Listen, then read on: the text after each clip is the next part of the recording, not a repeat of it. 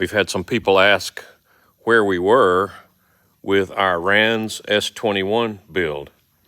We have finished the tail feathers, the elevator and the vertical and the rudder and such as that. Here are the wings that are finished with all the wires run and in place.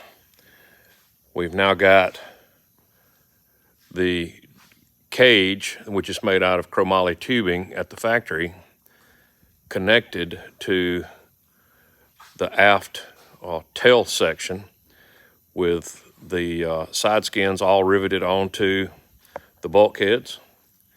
And we're now in the process of running the rudder cables and some of the wires